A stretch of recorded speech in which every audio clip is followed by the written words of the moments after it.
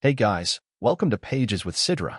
Today, we're diving into Chapter 535 of I Have 90 Billion Licking Gold Coins. If you haven't watched the previous chapters, make sure to check them out on my channel. Now, without any delay, let's dive into the chapter.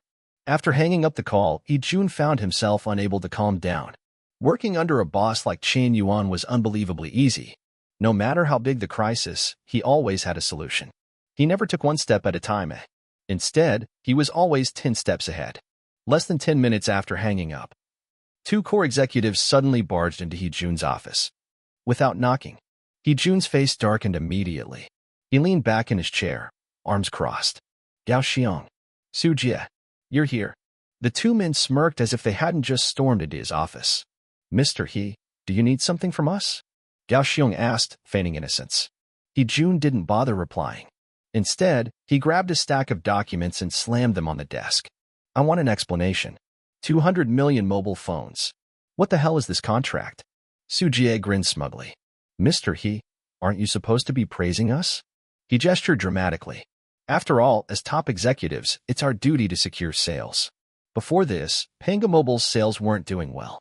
But thanks to the tireless efforts of Mr. Gao and me, we managed to land multiple massive contracts. And at $1,500 per phone, we've secured maximum profits for the company. His smug tone made Jun's blood boil. Jun's face turned cold. Oh, maximum profits? His voice was dangerously low. Then explain this clause. If the company fails to deliver on time, it must pay double the price as compensation. What kind of nonsense is this? Gao Xiong shrugged nonchalantly. It's all written clearly in the contract, Mr. He. If a buyer places such a large order, the supplier must ensure timely delivery. It's basic business integrity.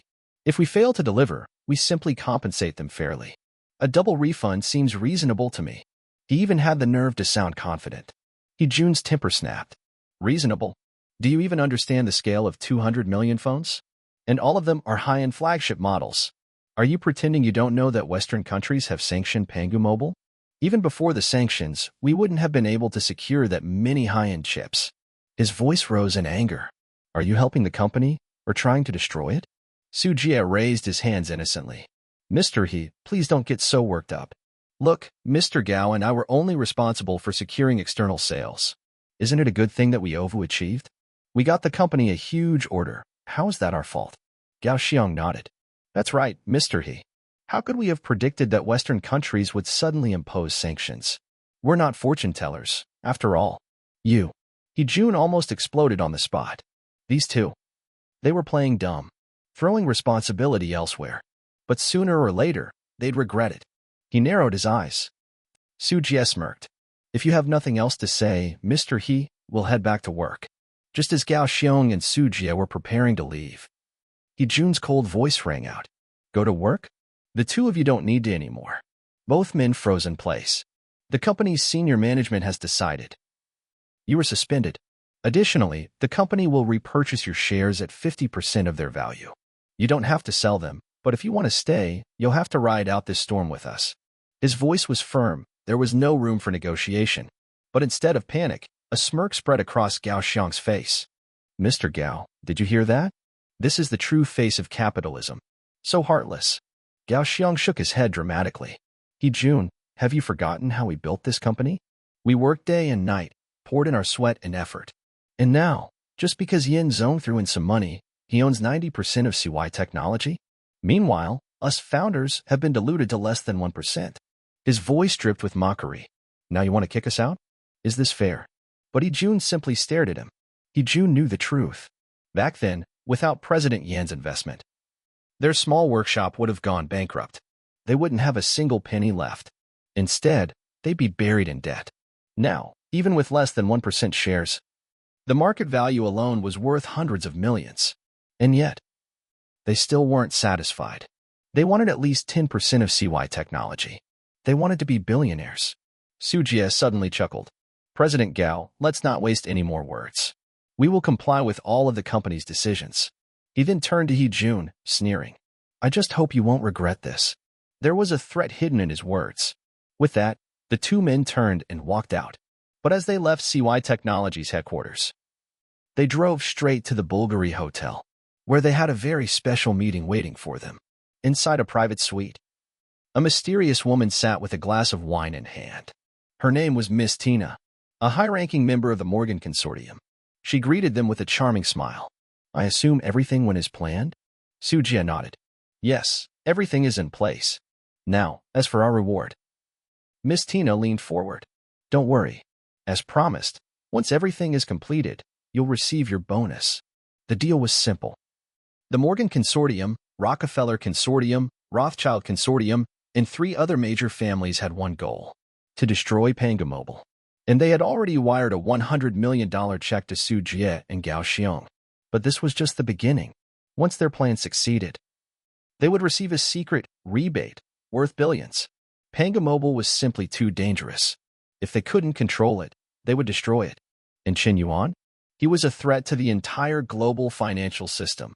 At the same time, in a quiet corporate lounge, 2 individuals sat across from each other, Yihan and Yuling Shuang. They sipped their coffee, discussing business strategy. But oddly enough, the news of Nia Wenqizi being a spy didn't seem to surprise Yuling Shuang. Yihan raised an eyebrow. "Ms. Yu, did you already suspect this?" Yuling Shuang gave a small smile. "Not just suspect. I was certain of it." Yihan was intrigued. "Then do you think Qin Yuan knew too?" Yuling Shuang chuckled. "With the boss's intelligence? Of course, he knew. Do you really think he'd let a killer lurk around him without noticing?" Her voice carried a trace of admiration. "To be honest, I was a spy too. I was originally sent to infiltrate the boss's company. But over time, I was completely convinced by his strength and vision. So I chose to truly follow him." Yihan smirked. "I see. So Qin Yuan knew about Chiozi, but he let her stay. That must mean he had his reasons." She leaned back and sighed. "Anyway, there's something else big happening today. Western countries just imposed sanctions on Manga Mobile. What do you think, Ms. Yu? Will Qin Yuan have a solution?" Yuling Shuang's lips curved into a knowing smile. "Miss Yi, you already know the answer to that." Yihan suddenly asked. "Okay, I understand. But tell me, has Qin Yuan already solved the lithography machine's technical issues?" Yuling Shuang's eyes widened slightly. Her fingers paused on the coffee cup. "You." She was momentarily stunned. Feiduan Capital's mastery of lithography machine technology was a top-level secret. And yet, Yihan had guessed it. Yuling Shuang's expression turned serious. "Miss Yi, you didn't come to me today just to ask about this, did you?" Yihan smiled. "You're right.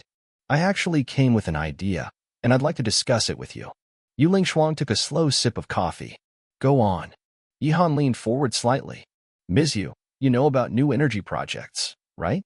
Yuling Shuang nodded. "Of course. In recent years, the country has been aggressively developing new energy vehicles. We've made breakthroughs in battery technology, but when it comes to traditional fuel cars..." Her tone became serious. "Western countries are centuries ahead of us. For us, catching up with them in fuel vehicle manufacturing is nearly impossible." She placed her cup down. "That's why our country chose a different path. By developing new energy vehicles, we're reducing our dependence on oil. Oil is a non-renewable resource. It will run out one day. We have to prepare for the future." Yihan nodded but then smiled knowingly. "Ms. Yu, that's common knowledge. I'm not here to talk about new energy cars. I want to talk about new energy aircraft." Yuling Shuang's expression changed slightly. "New energy aircraft?" Yihan continued. "You know Longhua Group has an aircraft R&D team. Battery technology isn't just for cars. It can also power aircraft. Think about it. A fully electric aircraft capable of short-distance travel, equipped with an intelligent AI autopilot system. Faster than cars. Safer. More efficient. And more affordable. What if, in the near future, people stopped using cars and switched to personal flying vehicles?" For the first time, Yuling Shuang was truly shocked. No one had even popularized electric cars yet. And Yihan was already thinking about electric aircraft? She couldn't deny it. This was a groundbreaking concept. But there were major issues. "Miss Yi, aircraft are far more expensive than cars. Even if this is developed, it'll only be affordable for the wealthy. Ordinary people won't be able to buy one." Yihan chuckled. "That's true for now. But what if, one day, the cost of an aircraft dropped to the price of a car? If that happens, land transportation will become obsolete." Her words sent a chill down Yuling Shuang's spine. The entire automotive industry could be overthrown. A new era of personal flight would begin. And those who entered the market first would control the future. Yu Lingshuang took a deep breath. Miss Yi, this idea is beyond ambitious. But developing such technology will require massive investment. Even if we build it, there's no guarantee people will buy it. That was exactly why Longhua Group's senior executives had rejected this project. It was too risky. But Yihan didn't seem disappointed. Instead, she smiled softly. Mr. Yu, can I ask you a favor? Yu Lingshuang raised an eyebrow. Go ahead. Could you bring up this idea to the boss? Just tell him it was a suggestion from one of your subordinates, but don't mention my name. Yu Lingshuang's expression became puzzled. Why don't you tell him yourself? Yihan and Qin Yuan were close. If she proposed it directly, Qin Yuan might agree out of personal feelings. But Yihan didn't want to take that risk. If the project failed, it could create awkward tension between them. So she was playing it safe, letting someone else bring it up. Yu Lingshuang stared at her for a moment, then chuckled. Interesting. Fine, I'll mention it. Yihan's lips curved into a satisfied smile. While the international sanctions on Pangu Mobile continued to stir controversy online in the shadows, a dangerous enemy had finally recovered enough to take action. Xuantian Yaozu, an ancient powerhouse, had healed 70% of his injuries, though not at full strength. Even in his weakened state, eliminating a third-tier expert would be effortless. At his side, his disciple Qing hesitated. Master, are you really planning to take action? Xuantian Yazu's eyes glowed with cold-killing intent. Yes. According to Uncle Beichen's description, Qin Yuan might have strong allies. Or maybe, he himself is powerful. But no matter how strong he is, at most, he's just a little stronger than Beichen. He's still too young. If he reached the third tier, it was likely due to luck. Killing him will be easy. Xuantian Yaozu continued, his tone cold and calculated. Last time, we underestimated him and fell into an ambush. That won't happen again. This time, I will act alone. I'll strike him on the road between Duan-Tian New City and his villa. No special forces, no security, he won't expect it. It will be as easy as picking fruit from a tree. Killing intent surged around him. For 10 days, he had endured it. The image of Beichen's body turning to dust still haunted him. He had sworn revenge. But his disciple Qing frowned in concern. Master, please be careful. Qin Yuan is too cunning. Your injuries aren't fully healed yet, shouldn't we wait a little longer? Xuantian Yaozu scoffed. I know my limits. If I wasn't absolutely certain, I wouldn't act. Last time, we were betrayed. Someone leaked Beichen's meeting with the secular families. But this time, no one will know. Qin is loyal, and there will be no distractions. The moment I see Qin Yuan, he dies. Instantly. There will be no risk. His confidence was absolute. This time, he would not fail. Qi sighed. All right, master. I will wait for your return. With that, Xuantian Yaozu vanished into the shadows, disguising himself as a commoner. Unlike Beichen, who had recklessly approached Qin Yuan pretending to be a friend, Xuantian Yaozu knew better. He didn't dare to get close to the villa. He didn't dare to pretend to be someone from Qin Yuan's past. Instead, he became invisible, an ordinary stranger blending into the background. No one would suspect him. And when Qin Yuan finally appeared, he would strike. Instant death. No witnesses. The plan was flawless. Qin Yuan never left his house. Since he quit acting, he had no work or ambitions. Every day, he just played video games, ate gourmet food, did nothing. A team of Michelin 3-star chefs cooked for him. Every day, they delivered fresh ingredients by air. He never ate the same meal twice.